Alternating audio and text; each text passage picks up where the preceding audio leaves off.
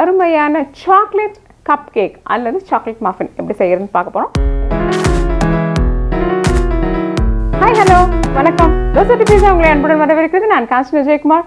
இந்த chocolate cup கேக்ன்றது ரொம்பவே அழகா சின்னதாக இருக்கும். குழந்தைங்களுக்கு எடுத்து வாரி வணங்குற மாதிரி இருக்கும். வாங்க, சுவையான சுலபமான அருமையான இந்த சாக்லேட் கப் கேக் பண்ணுறதை பார்க்கலாம்.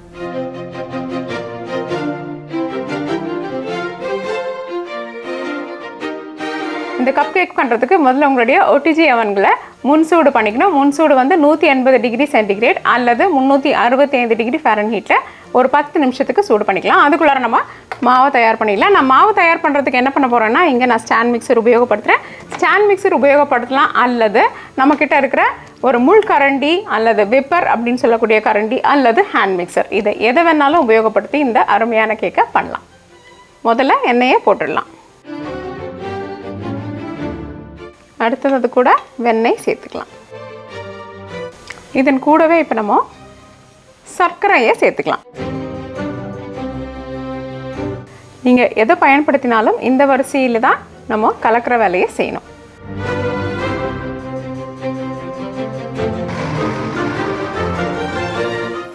இப்போ ஓரளவுக்கு நம்மளுடைய எண்ணெய் மற்றும் சர்க்கரை நல்லா கலந்துடுச்சு.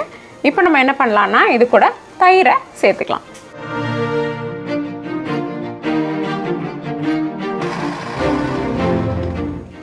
இப்போ நம்மளுடைய தயிர் நல்லா அரைஞ்சிடுச்சு. இப்போ இதை கொஞ்சம் தள்ளி வச்சுட்டு நம்ம என்ன பண்ணலாம்னா, உலர்ந்த பொருட்களை சலித்து எடுத்துக்கலாம். முதலில் கோதுமை மற்றும் மைதா மாவு, அடுத்தது சோள மாவு சேர்த்துக்கலாம். இப்போ இது கூட இந்த கொக்கோ பொடி, பேக்கிங் பவுடர் மற்றும் பேக்கிங் சோடா, இப்போ நம்ம இது எல்லாத்தையும் சேர்த்து சலிச்சு எடுத்துக்கலாம். இப்போ நம்ம இது கூட உப்பையும் சேர்த்துக்கலாம். நம்ம இதை வந்து 2 அல்லது 3 தடவை ஜலிச்சு அடிச்சுக்கலாம். அப்போ என்ன ஆகும்னா, இதற்குள்ளே காற்று புகுந்து நல்ல மிருதுத்தன்மையை நம்மளுக்கு கொடுக்கும். இப்போ நம்ம நல்லா ஒரு 4 முறை ஜலிச்சிட்டோம், தயாராகிடுச்சு. இப்போ நம்ம அடுத்த பொருட்களை இதில் சேர்க்கலாம். நம்ம என்ன பண்ணியிருக்கோம்னா, ஒரு பீட்ரூட்டை திருகிட்டு வேக வச்சு அந்த கூழ் எடுத்து வச்சுருக்கோம். அதை இந்த கேக் கூட சேர்க்க போகிறோம். இதில் எதுக்கு பீட்ரூட் சேர்க்குறோம் அப்படின்னு யோசிச்சிங்கன்னா, பீட்ரூட் வந்து என்ன பண்ணணும்னா, பொதுவாக சாக்லேட்டுடைய மனத்தையும் குணத்தையும் நம்மளுக்கு அதிகரித்து கொடுக்கும்.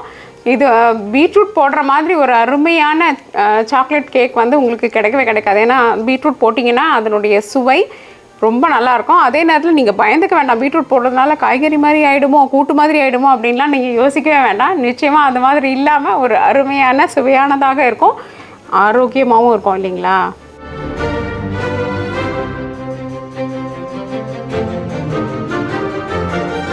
இப்போ பால் சேர்த்துக்கலாம்.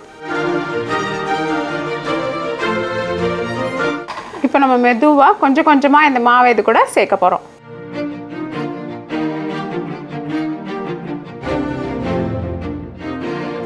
இப்போ நம்மளுடைய கேக் மாவு தயாராகிடுச்சு. வாங்க, இது அருமையான நம்மளுடைய கப் கேக் அச்சுகளுக்குள்ளார போட்டுடலாம். இந்த மாதிரி சிறிய இடைவேளை உள்ள ஒரு கப் கேக் அச்சு இது. அதுக்குள்ளார இது மாதிரி ஒன்று போட்டிருக்கோம். இல்லாட்டி நீங்கள் என்ன பண்ணணுன்னா, எண்ணெயை இதில் தடவி வச்சுக்கணும். இந்த மாவை பார்த்திங்களா, இந்த மாதிரி இந்த பக்குவத்தில் இருக்கணும். ஒரு தோசை மாவு மாதிரி விழக்கூடிய ஒரு பக்குவத்தில் இருக்கணும். ரொம்ப தண்ணியாகவும் இல்லாமல் ரொம்ப கட்டியாகவும் இல்லாமல் இருக்கணும். நான் இப்போ இது மாதிரி ஒரு பைப் பேக் அல்லது ஊற்றுக்குழல் வச்சு கூட நீங்கள் ஊற்றலாம். இது இல்லைன்னா கரண்டியில் எடுத்து போடும்பொழுது என்ன ஆகும்னா, வெளியிலெல்லாம் விழுந்துடும். அதை தவிர்க்கிறதுக்காக இது மாதிரி ஒரு பைப்பிங் பேக் அப்படின்னு சொல்லக்கூடிய ஒரு ஊற்றுப்பையை நான் உபயோகப்படுத்துகிறேன்.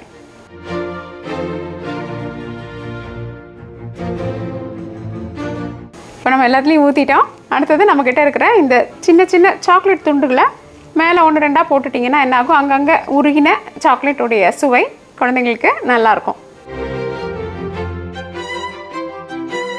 இப்போ நம்ம இதை 20லேருந்து 25 நிமிடம் வரைக்கும் நம்மளுடைய அவனில் வச்சு பேக் பண்ணி எடுக்கலாம். 20 நிமிஷத்துக்கு அப்புறம் சோதிச்சு பாருங்கள். சரியாக இருந்ததுன்னா எடுத்துடலாம், அல்லது 25 நிமிஷம் வரைக்கும் காத்திருக்கலாம்.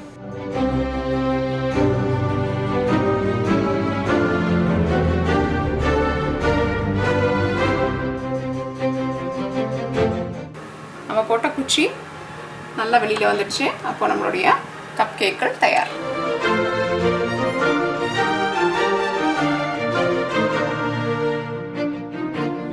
என்ன நண்பர்களே, இந்த அருமையான சுவையான சாக்லேட் கப் கேக்குகள் எப்படி தயார் பண்ணுறதுன்னு பார்த்தீங்கன்னா ரொம்ப அருமையாக சின்னதாகவும் இருக்குது. செய்து பார்த்து நிச்சயமாக உங்களுடைய கருத்துக்களை எங்ககிட்ட பகிர்ந்துக்கோங்க. தோசை டு பீஸா என்று உங்கள் நாவிற்கும் வயிற்றிற்கும் நல்லதொரு சுவை. இந்த வீடியோ உங்களுக்கு பிடிச்சிருந்தா லைக் ப்ரெஸ் பண்ணுங்கள். தோசை டு பீஸாக்கு மறக்காமல் சப்ஸ்கிரைப் பண்ணுங்கள். இந்த சப்ஸ்கிரிப்ஷன் முற்றிலும் இலவசம். மற்றும் உங்களுடைய பென்சிபிள் ரெசிபீஸ்க்கு dosa2pizza.com விஜயம் செய்யுங்கள். நன்றி, வணக்கம்.